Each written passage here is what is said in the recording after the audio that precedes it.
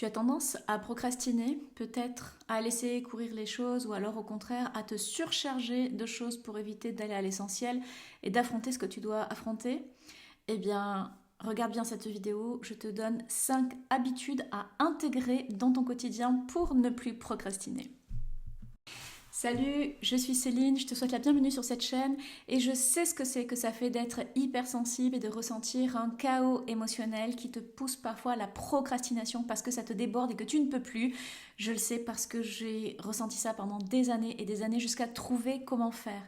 Si tu veux enfin sortir de cet ouragan intérieur et retrouver ton énergie, alors tu es au bon endroit sur cette chaîne. Aujourd'hui, je te partage 5 habitudes qui ont littéralement transformé ma vie et celle des femmes hypersensibles que j'accompagne pour les aider à sortir de la procrastination et à retrouver leur plein potentiel. Reste à la fin de cette vidéo car je te parlerai d'une méthode encore plus profonde issue de mon programme Hyper Successful que j'ai créé spécialement pour les femmes hypersensibles et qui va t'aider à transformer ta procrastination en action bien alignée. Alors la première chose à faire, la première habitude à mettre en place dans ton quotidien pour sortir de la procrastination, c'est de te reconnecter à ton corps. La première habitude, ça va être de redescendre à l'intérieur de ton corps. En tant qu'hypersensible, tu es probablement très connecté à ton mental et ça tourne comme un petit mulot dans ta tête à chaque fois qu'il y a quelque chose, qu'il y a une émotion qui t'envahit. Tu ne peux pas t'empêcher de contrôler ce mental hyper présent qui te bouffe et qui te ronge et qui parfois t'empêche même de dormir. Mais le vrai pouvoir pour toi, c'est de redescendre dans ton corps. À chaque fois que tu te sens bloqué par la procrastination, que tu fasses de la procrastination sans rien faire, à buller devant Netflix, ou bien que ce soit une procrastination hyperactive où tu te surcharges de choses pour ne pas avancer sur les vraies problématiques de ta vie et de ton quotidien, eh bien, prends déjà 5 minutes pour respirer profondément, pour bouger, et pour te reconnecter à tes sensations corporelles. C'est le corps qui libère les blocages émotionnels. Donc 5 minutes, ça peut être par exemple mettre une musique avec des rythmes africains et sauter comme ça pour revenir dans ton corps, pour ancrer, pour refaire remonter l'énergie dans ton corps. Ça peut être sortir ton chien, aller te promener si possible dans la nature. Ça peut être bouger, faire le tour de ta table si tu es chez toi ou si tu es dans un lieu où tu ne peux pas sortir. Mais en tout cas, tu as besoin de te remettre en mouvement et de remettre en mouvement ton corps en fait.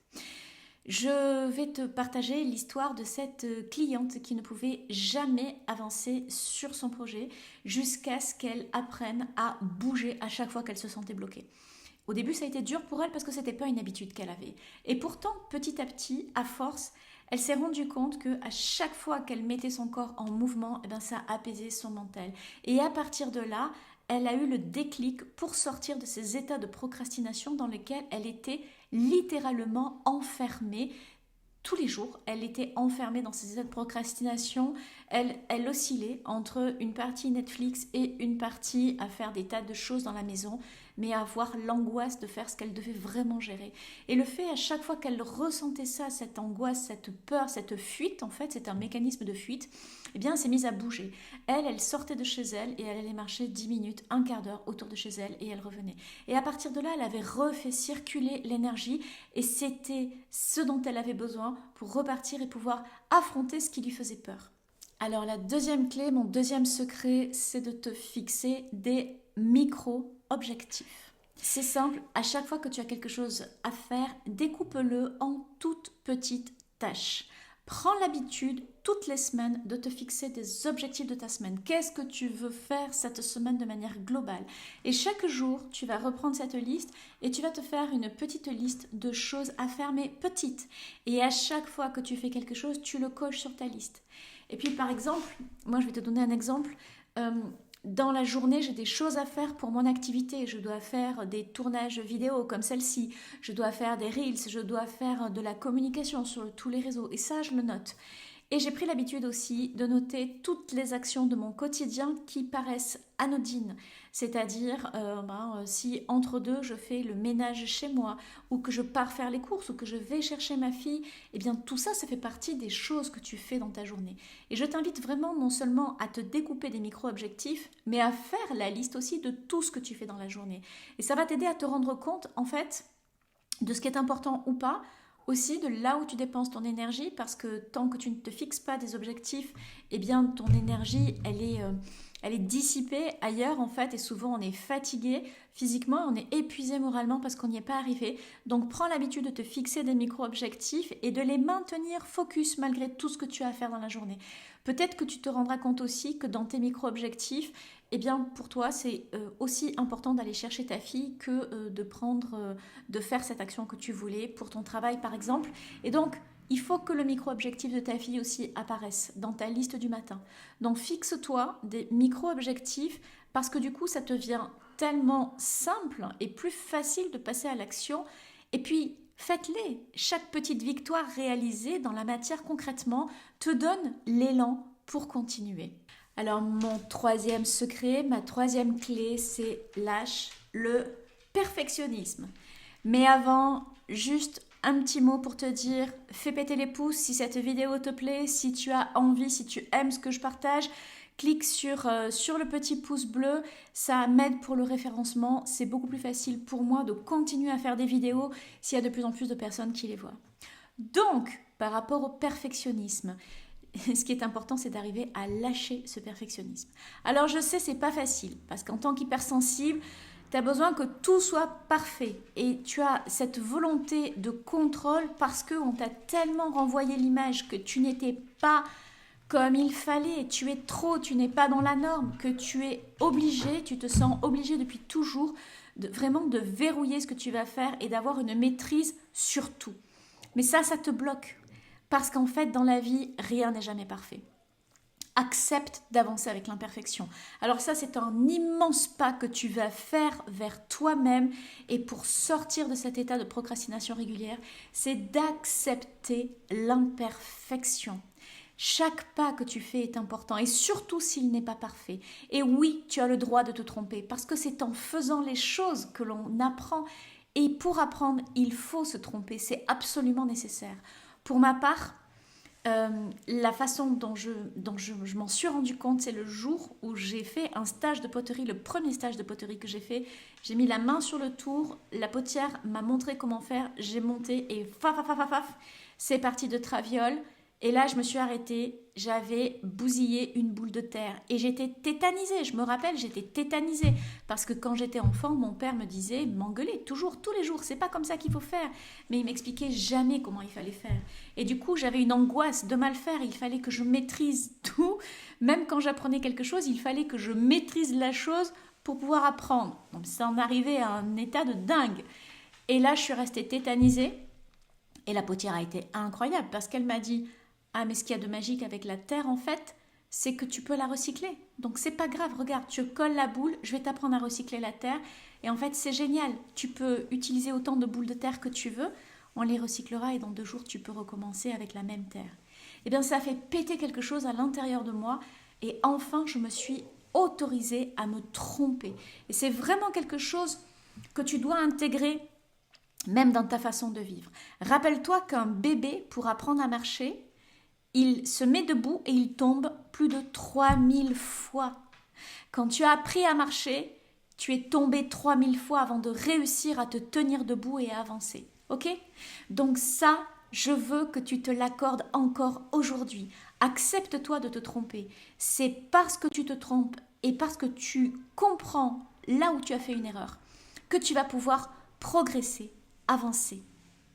Il vaut mieux faire des progrès imparfaits que de rester bloqué dans l'immobilisme. 4e clé, 4e secret, utilise tes émotions comme un moteur. Oui, tes émotions, ce n'est pas quelque chose contre lequel tu dois lutter. Tes émotions, ce sont des alliés. Et si tu es né avec une sensibilité plus développée que la moyenne, ce n'est pas pour rien. C'est un atout formidable. Tes émotions, elles sont puissantes. Elles ne sont pas là pour te bloquer, mais elles sont là pour te guider. La procrastination, c'est le corps qui te parle parce que tes émotions, elles sont en train de dire « Waouh, il y a une peur, il y a un conditionnement erroné à l'intérieur de moi, il y a une croyance qui est mauvaise. » Et c'est ce que j'ai appris des enseignements et des pratiques amérindiennes, que nos émotions sont des guides et grâce à elles, on peut se libérer de toutes les mémoires traumatiques et de toutes les peurs que l'on a depuis notre plus tendre enfance. C'est ce que je transmets dans le programme que j'ai conçu spécialement pour les hypersensibles qui s'appelle Hyper Successful, que tu as en lien dans la description. C'est très puissant nos émotions et grâce à elles, tu peux te libérer de tout ce qui t'entrave, de tes mémoires, de tes chocs, de tes blessures de l'enfance. Mais encore faut-il apprendre à le faire. Il y a quelques années, quand je me sentais bloquée, j'ai vraiment appris à faire des émotions mes alliés. Et c'est une habitude de transmutation de l'énergie. Aujourd'hui, c'est quelque chose qui est automatique en moi. Et je t'assure que tu peux y arriver parce que toutes les femmes que j'accompagne y arrivent et toutes les femmes hypersensibles se transforment lorsqu'elles comprennent comment utiliser leurs émotions et lorsqu'elles le pratiquent au quotidien. Parce que d'un seul coup, c'est une nouvelle vie qui s'ouvre à toi. Et là, plus de procrastination, parce que tu sais que quand le corps bloque, c'est qu'il y a quelque chose à débloquer. Et tu sais comment le faire. Enfin, mon 5e secret, je t'invite à créer des rituels de transition. Entre chaque tâche que tu vas faire dans la journée, prends un moment pour faire une transition consciente. Ça peut être aussi simple que se poser, te centrer, fermer les yeux, dire bravo moi d'avoir fait ce que j'ai fait, d'avoir réussi à faire ça. Tu ouvres les yeux, tu le coches sur ta petite liste et il y a une chose de plus qui est faite. Et tu vas ressentir de la gratitude pour toi. Il n'y a pas besoin de plus. Tu peux sinon faire un petit rituel que tu aimes, mais vraiment, va dans la simplicité. Les outils les plus efficaces sont les plus simples.